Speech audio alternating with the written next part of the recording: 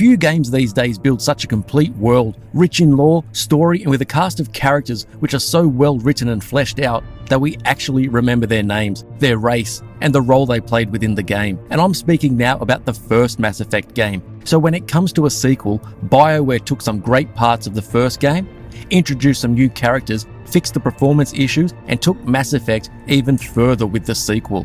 After one of the greatest opening sequences of a game that I've played, Mass Effect 2 continues to round out this intriguing universe by building on what worked so well in the first game.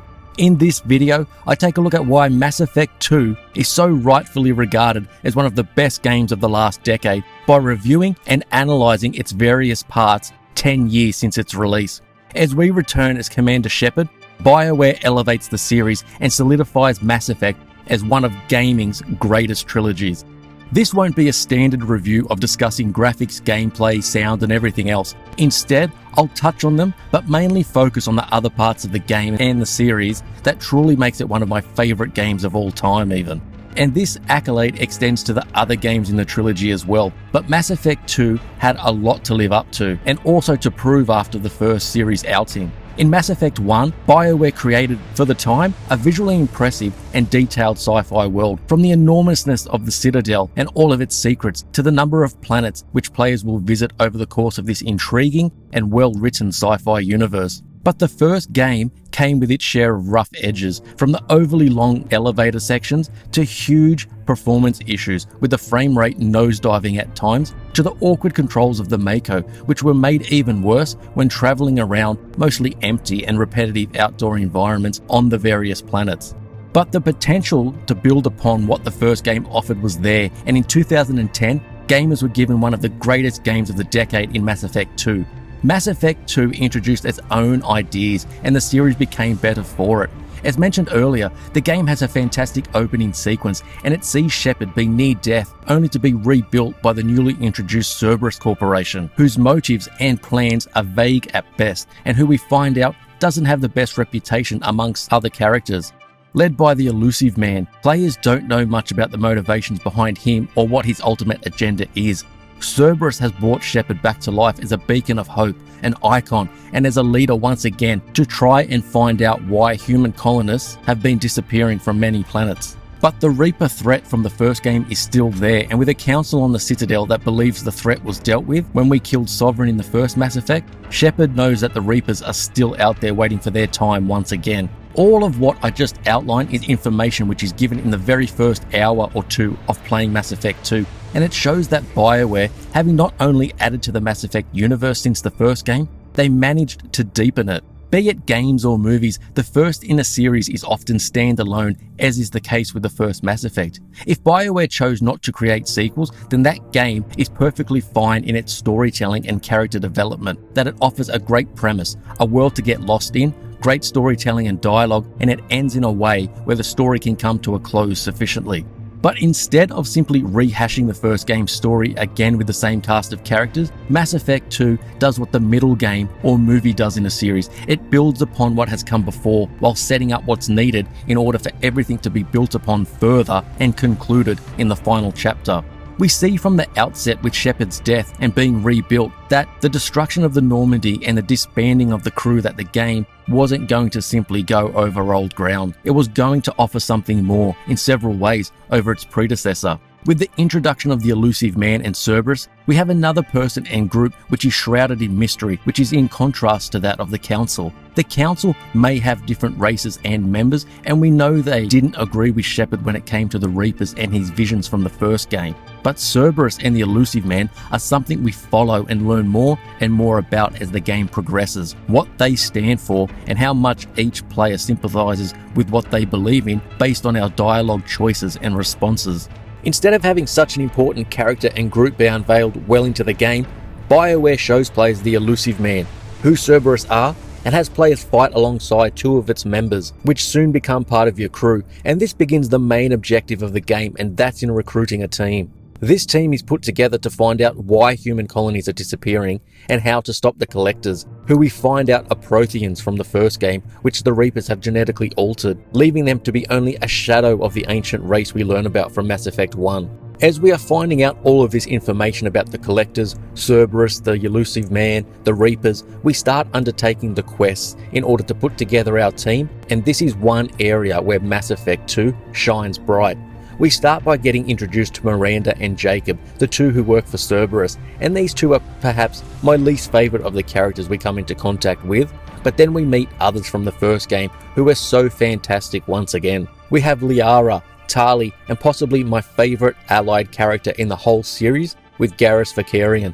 But it isn't just about meeting them again. Sometimes, in the case of Garrus, it's being part of a quest and seeing the character take on the identity of the Archangel, who is being hunted down by different mercenary groups. It isn't until we meet Archangel and he removes his helmet and we once again are reacquainted with one of the best characters from the first game. But then BioWare makes such a large part of the game meeting these new characters and travelling to different locations in order to meet them, and it isn't just about the ones we recruit either. For example, we meet Aria, who is obviously in a position of power, but we meet her on Omega, a beautiful and fantastic space station which is incredibly impressive when it was first seen in 2010, as it feels alive. But it's also home to a plague which affects several races but has no effect on humans, for example. But then this intriguing storyline then introduces us to another fantastic character in the name of Mordin Solus, a slightly eccentric Salarian geneticist who we help to find a cure for this disease. But the importance of Mordin as a team member doesn't stop there, as we find out his importance, participation, and his positive outlook when it comes to the genophage, a genetic mutation which was used against the Krogan to limit their numbers. Meeting these types of characters and learning more and more about what their current plans are, along with their history and how they view other races and species, is one reason why the Mass Effect series as a whole, not just the second game, is so incredibly deep when it comes to its world and characters. But the well-written and interesting characters such as Mordin don't begin and end with him. We are introduced to the volatile and aggressive Jack, a female who is a powerful biotic prisoner who was held in cryogenic sleep, and who also has a past with the Cerberus Corporation. Then there is Thane, a Drell assassin whose spirituality runs deep, praying before a kill so that it succeeds, but also feeling guilty once the deed is done. But his character goes further when we get to see the meeting between he and his son, and get an insight into his family history as well. And then we have Legion, a Geth character we first meet when we board the derelict Reaper, when surprisingly, he actually helps us by shooting some enemies. This particular Geth is more advanced than others, as it houses a far larger amount of programs which lets it speak and interact with organic life forms. Legion wants to join the Normandy crew, and as we converse deeper, we see how it sees the Quarians as its creator entity. Even with the amount of characters that can become part of our team and just how well written they are, it still goes beyond that, whereby we see them as characters we care about. Achieving this in any game is difficult, and as I mentioned before, simply having characters where we actually remember their names and who they are is a testament to the writing and the universe which BioWare created, which is only extended and built upon with the sequels. Without having characters this well done, the whole series would not be remembered anywhere near as fondly. They are memorable characters, but they are also very diverse between each other, each with their own backstory and offering players a specific quest line for that character, which can help the relationship between Shepard and that person grow. Undertaking these side missions can have an impact on the end of the game. We have spent hours recruiting these characters, learning about who they are, why they wish to become part of our crew, their history. But with the threat of the Reapers and the Collectors, chances are high that not each of them will survive the suicide run through the Omega Fall relay. Fraught with danger, travelling through it is necessary in order to reach the Collector base, and this was made even more perilous when we take into account the different romance options that players can pursue as both a male and female Commander Shepard. Along with having a more focused structure by getting rid of the planetary exploration, which helped with the pacing of the story, BioWare also made drastic changes to the gameplay and RPG elements. In terms of the gameplay, this was very much for the better, and with much better performance of the game as a whole, the gameplay was more enjoyable than the first outing. The number of different stats which could be upgraded when leveling up in the first game was all stripped back and made much more streamlined in the sequel. I wouldn't say this was better or worse, it was just different, and each time I've played the game, it usually varies as to which I prefer more. Players can carry over their characters from the first game, so you'll continue with the same character and class if you want to.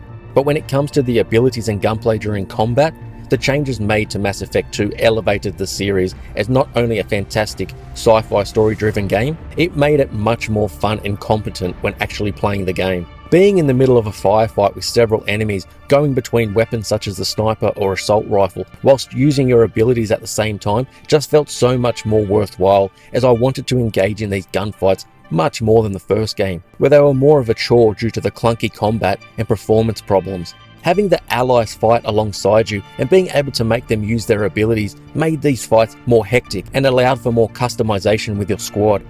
The combat was made even better as we could upgrade our weapons on the Normandy, which just gave it an added layer of depth and polish which was lacking from the gameplay of the first game. Even with the changes to how we upgrade and level up ourselves and each of our allies and then go about using them in the much better combat, the core reason to why Mass Effect works so well as a series and continues in Mass Effect 2 is that it introduces characters that we want to learn more about. We want to know where they came from and what they did. What has made Jack who she is, an aggressive and jaded, powerful biotic? Why does Mordin straddle a fine line between valuing life, but then also see it as something that can be discarded so easily sometimes? How can we find such interest and understanding in a character such as Thane, who is an assassin for hire? Why are Jacob and Miranda involved with Cerberus, and how does the likes of Samara fit into this world? Is Legion the first step in the Geth becoming more advanced? Plus, we also have our relationships deepen with characters such as Tali, and see how Liara and Joker have grown since we took down Saren and Sovereign in the first game. We care about these characters, and some players will prefer some over others. The story, the universe and its lore have always been a driving factor for why so many gamers rank this series, and in particular Mass Effect 2, so highly. But it's the characters and the relationships between them for why the game is so replayable as we explore the alternative dialogue options and see how it impacts the story and the relationships we have with each of these characters. And that is absolutely the most important part of any story-driven game, to tell a story that keeps our interest and one with characters that are written well and aren't one-dimensional. We need to care what happens to these characters, which will in turn affect how we go about playing the game and interacting with them. Mass Effect 2 was and is a triumph in storytelling, world building, and character and relationship development. The game is easily one of the games of the decade and is part of a series that I classify as being one of the greatest of all time. Few games have characters this deep and interesting. BioWare created an amazing series, and Mass Effect 2 can be held up as the pinnacle of where everything came together so well. The story of Commander Shepard may be over, but gamers will always be able to replay its brilliance.